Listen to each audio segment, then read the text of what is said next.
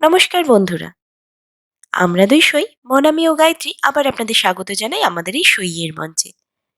সইয়ের আজকের নিবেদন ভালোবেসি তোমায় গল্পের ৫৮তম পর্ব। আমাদের সইকে সাবস্ক্রাইব করতে ভুলবেন না যেন।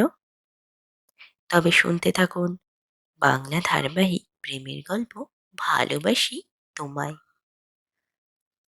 আমরা আমাদের পূর্ববর্তী পর্ব থেকে জানতে পারলাম যে বিদিশা এখন সোহমের ফ্ল্যাটেই থাকে। বিদিশার এখন ভীষণ একটি চাকরির প্রয়োজন। হাতে যা টাকা পয়সা ছিল তা প্রায় শেষের দিকে।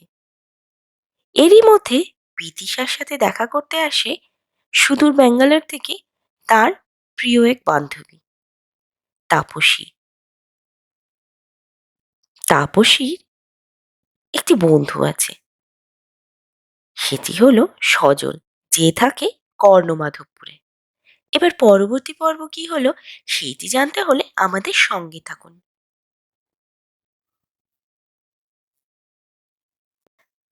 দুই বান্ধবীর গল্প যেন শেষ হয় না, তবে প্রাণ খুলে কথা বলতে গেলেও সমস্যা হচ্ছে। ২ মিনিট পর পর ফোন আর হোয়াটসঅ্যাপ সজলের। হোয়াটসঅ্যাপ না দেখলে মুহূর্তের মধ্যে ফোন করে নিচ্ছে। সে বিদিকিচ্ছিরি অবস্থা। বিদিশার বড্ড বিরক্তি লাগছে। এভাবেই যদি কথা বলতে হয় তবে আশা কেন? তাপসীও বিরক্ত হচ্ছে, তবে ওর মধ্যেও কোথাও যেন একটা খুশি কাজ করছে। এদিকে সোহম আর বিদিশার গল্প শুনে সবাই হাঁ করে রইল বেশ কিছুক্ষণ। সোহমের দাদু দীর্ঘশ্বাস ফেলে বলেন, কি আর বলবো, সবই ঈশ্বরের পূর্ব নির্ধারিত। ছেলেটা খুব কষ্টে মানুষ হয়েছে রে, আর এখনো কষ্টে আছে। কি করব, এমন ভাবে দূরে রেখেছিল আমাদের যে আমাদেরও হাত পা বাঁধা ছিল। একটু যোগাযোগ থাকলে হাত ছেলেটার এই অবস্থা হয় না। তো আমরা তো নিজের লোক হয়েও এতদিন কিছুই করতে পারিনি, কিন্তু এবার দেখি চেষ্টা করে যদি একটু খুশি দিতে পারি, মেয়েটার আত্মাও তবে শান্তি পাবে। সৌরভবাবু তার বাবার কথায় সম্পূর্ণ সহমত জানিয়ে বলল, সত্যি দিদির জন্য কিছুই করিনি আমরা। সমাজের ভয়ে মেয়েটাকে এক ঘরে করে দিয়েছিলাম।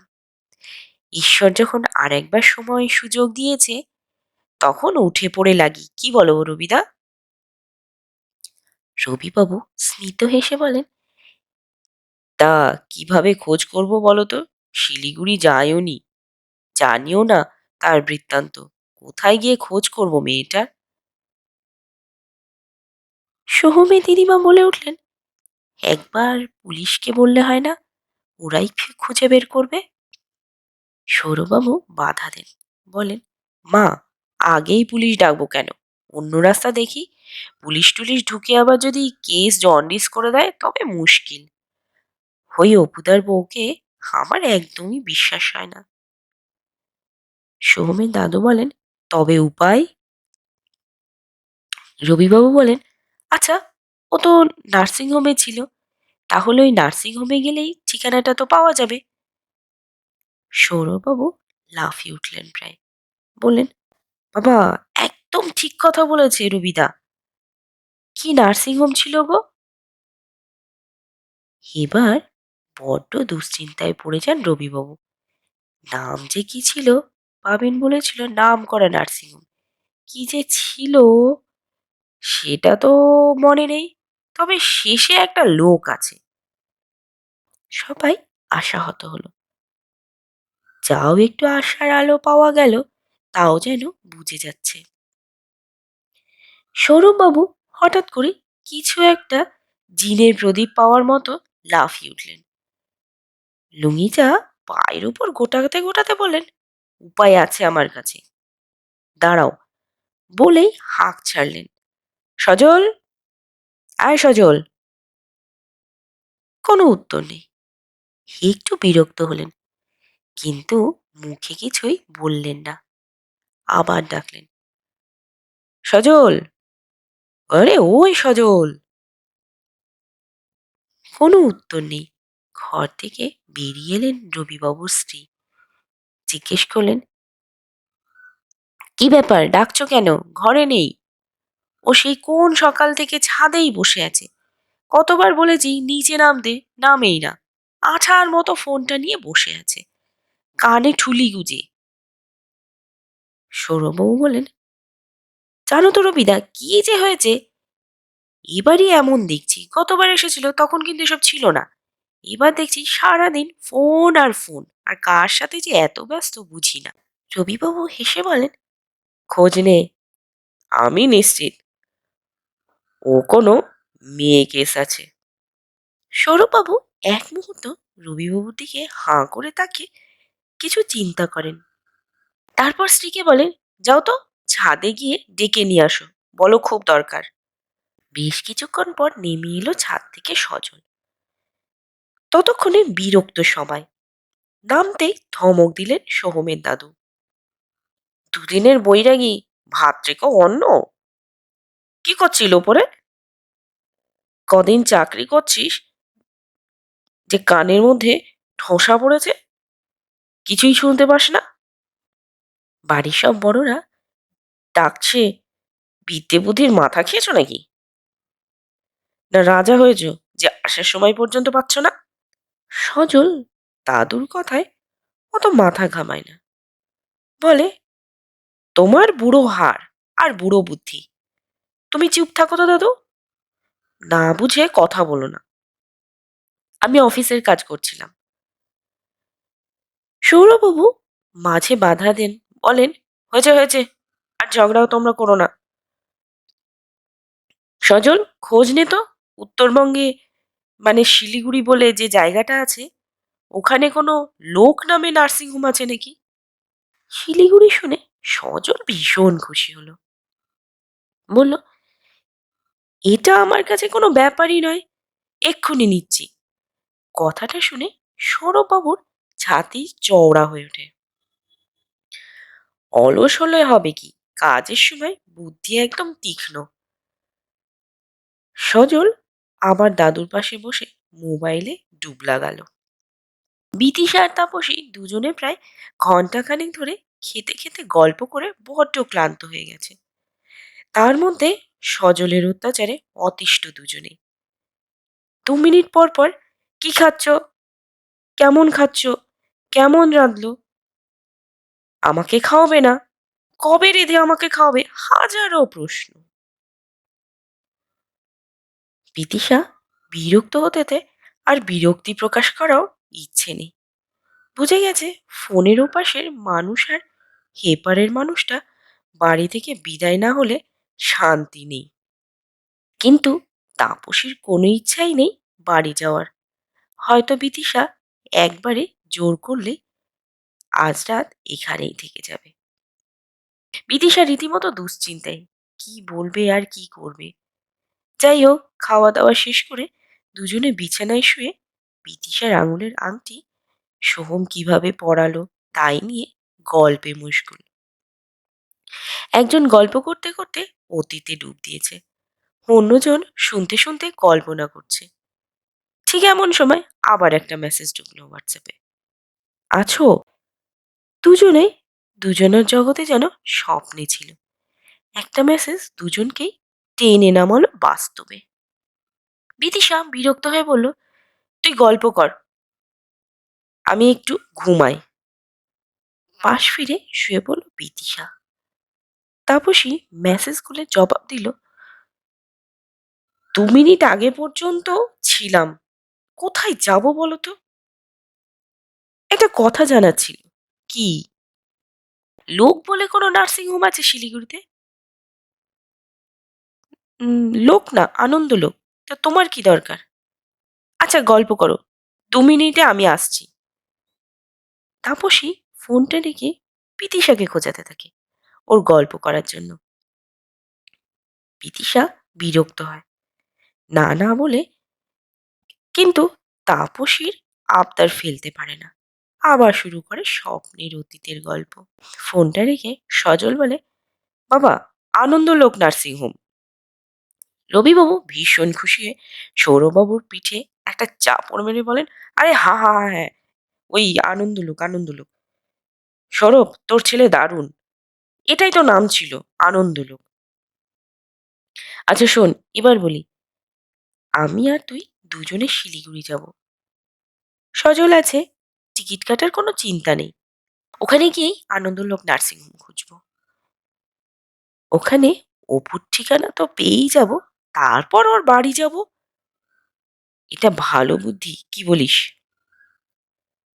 কিন্তু মেয়েটা কি রাজি হবে? আবার ভুল বুঝিয়ে নেয়নি যদি? বাবার মৃত্যু বলে কথা। সৌরভবাবু একরাশ চিন্তা নিয়ে কথাগুলো বললেন। সৌমের দাদু বলেন, তা তুই যদি সাহস না পাস, আমি রবিকে দিয়ে চলে যাচ্ছি। সৌরভ বলল, অত সহজ না বাবা, ভুলে যেও না অরুণা আছে ওখানে। সে কি মেয়েকে দেবে? রবিবাবু বলেন, আমাদের অত চিন্তা করে লাভ নেই, আমাদের বাড়ির ছেলে আগে। ওকে সুস্থ করতে আমরা যদি হাতে পায়ে ধরতেও হয় তাও ধরবো। আর যদি আমাদের দিয়ে কাজ না হয়, তবে পুলিশের কাছে যাব। পুলিশও তো মানুষ, একটা মানুষকে সুস্থ করতে আমাদের যা করার তা করব। সোহমের দাদু বলেন, আচ্ছা, বুড়োটাকে তোরা ধরে নিয়ে জানা। সৌরভবাবু অবাক হয়ে বলেন, কোন বুড়োর কথা বলছো বাবা? আরে অপুর বাবার কথা বলছি রে। বুড়োর তো কোনো কাজ নেই, ওটাকে ধরে নিয়ে যা। বুড়োকে দেখলে না করতে পারবে না। সৌমের দাদু একটু জোশে কথাটা বললেন। মোটামুটি ভালোই লাগলো কথাটা সবার। এতক্ষণ ধরে সজল সবার কথা শুনে যাচ্ছিল, কিন্তু বুঝে উঠতে পারছিল না ব্যাপারটা কি চলছে। এতক্ষণে মুখ খুলল সজল, বলল, আচ্ছা, কি নিয়ে এত আলোচনা করছো? আমি কি জানতে পারি কাকে নিয়ে এত কথা? রবিবাবু বললেন, আরে আমাদের বাবিনকে নিয়ে কথা বলছি, তোর সুগন্ধা পিসির ছেলে। ওদের ওই বাড়িতে আছে তো, মাস চারেক তো হয়েই গেল। সজল মাথা নিচু করে ফেলে। ওই যে সবাই পাগলা বলে খেপায়, সে? সৌরভবাবু হালকা করে ধমক দেয়, একটু মান সম্মান রেখে কথা বলো, সম্পর্কে তোমার দাদা হয়। সজল এক মুহূর্ত চুপ থেকে বলল, আচ্ছা ঠিক আছে, আর বলবো না। তবে কি হয়েছে কি ওকে নিয়ে? রবিবাবু বললেন, আসলে বড্ড একা একা মানুষ হয়েছে তো। মা নেই, বাবা নেই, বাবা তো থেকেও নেই।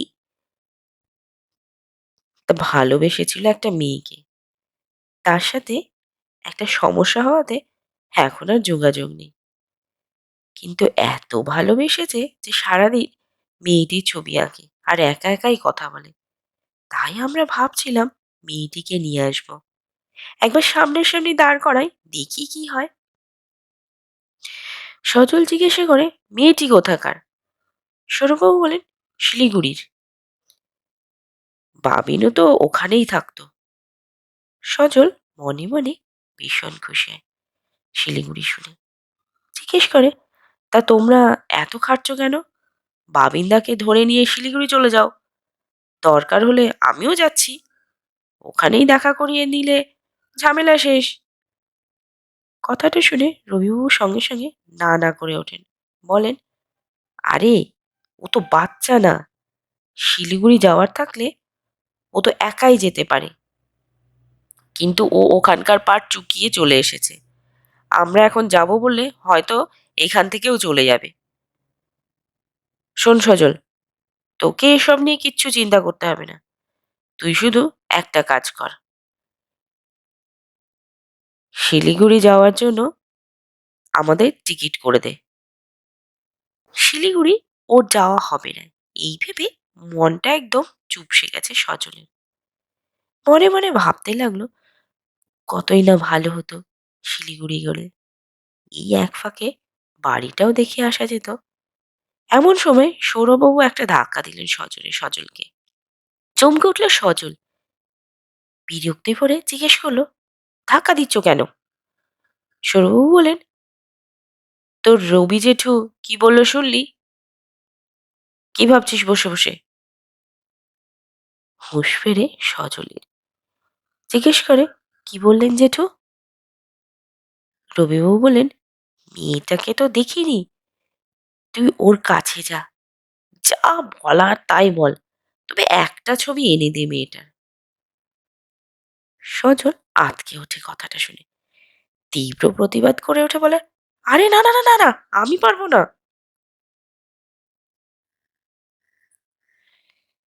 তো বন্ধুরা, কেমন লাগলো আজকের পর্ব? আজকের পর্ব কেমন লাগলো তা কমেন্টে জানান প্লিজ। আপনাদের একটিমাত্র কমেন্ট আমাদের এগিয়ে নিয়ে যেতে উৎসাহিত করবে। আমাদের গল্পটি ভালো লাগলে লাইক, কমেন্ট ও শেয়ার করুন। আর হ্যাঁ, সইকে সাবস্ক্রাইব করতে ভুলবেন না যেন। আজ এই পর্যন্তই। পরবর্তী পর্বে আবার দেখা হবে। ধন্যবাদ। ভালো থাকবেন।